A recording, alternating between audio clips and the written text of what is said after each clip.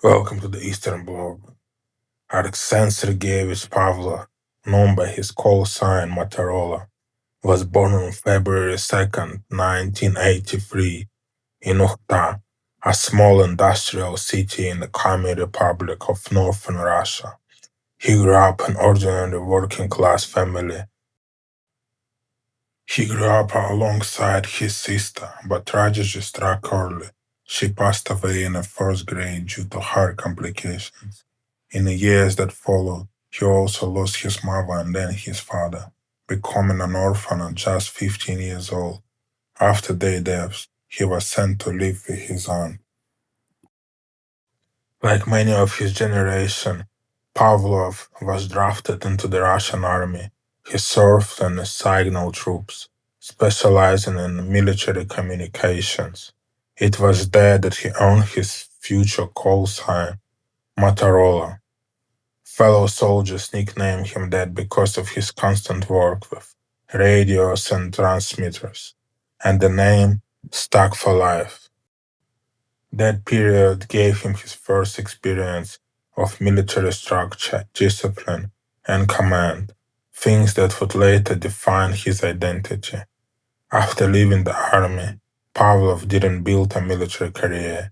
He returned to civilian life, taking on low-paid manual jobs. For some time, he worked washing cars and fixing vehicles, living modestly, without much direction.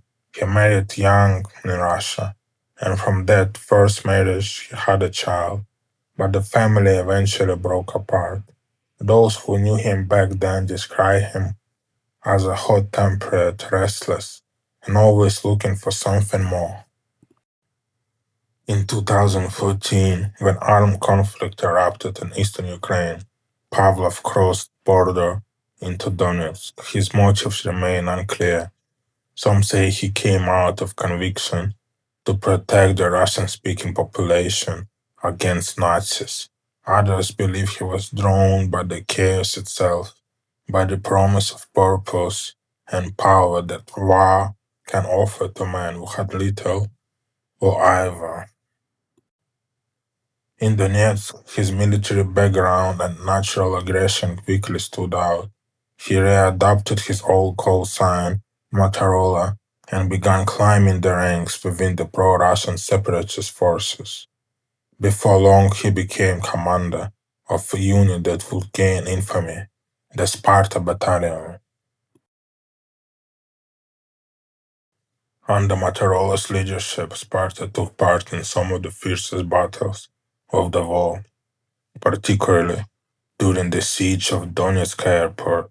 Video footage from those battles often featured him front and center, in camouflage, shouting orders, firing weapons, boasting of victories.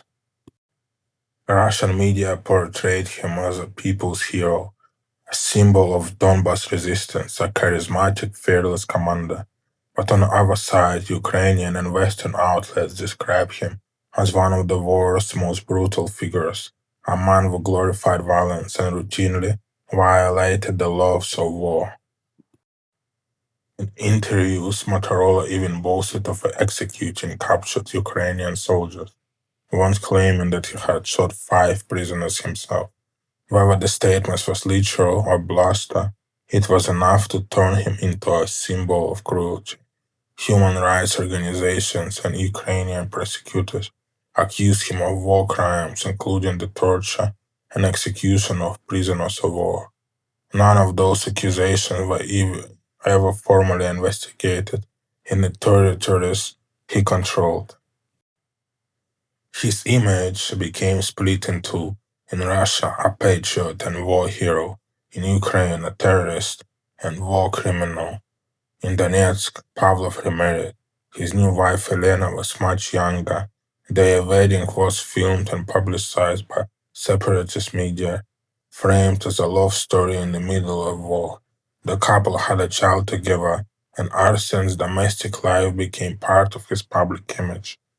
For the separatist propaganda machine, he was ideal, a simple, loyal, working-class man who became a soldier, a husband, a father, and a hero of the People's Republic. But beneath that image, the truth was darker. The war had transformed him. It gave him what he never had before: status, respect, fear, and recognition, some money. For Pavlov, the battlefield became the only place where he truly mattered.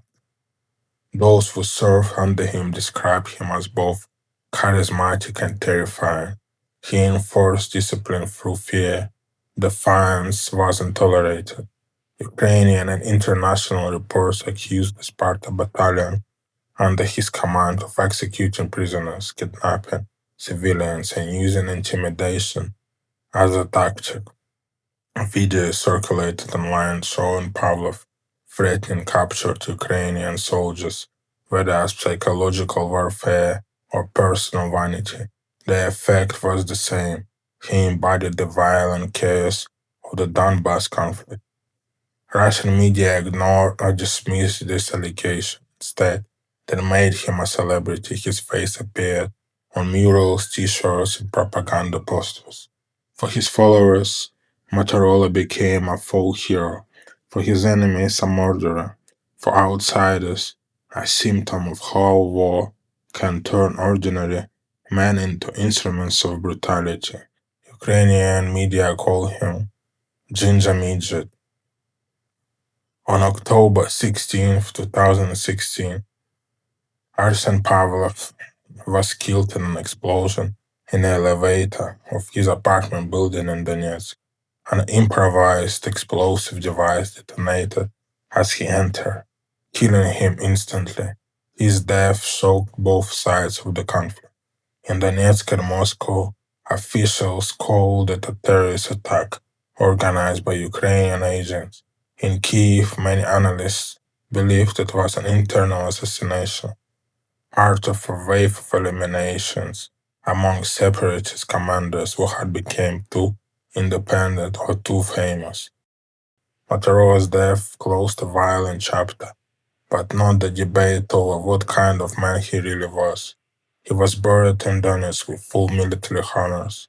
Thousands attended. His face appeared on posters and memorials. For many in Donetsk, he remained a symbol of defiance. For Ukrainians, he was a symbol of impunity. The story of Arsen Motorola Pavlov is not just the story of one man. It's the story of a generation of lost soldiers, drawn to war by ideology, chaos, the search of meaning, or finances. Before 2014, he was a nobody, a former radio operator, car washer, divorced man with a child he rarely saw. The war gave him everything: fame, power, love, ultimately death. To some, he was a hero. To others, a criminal.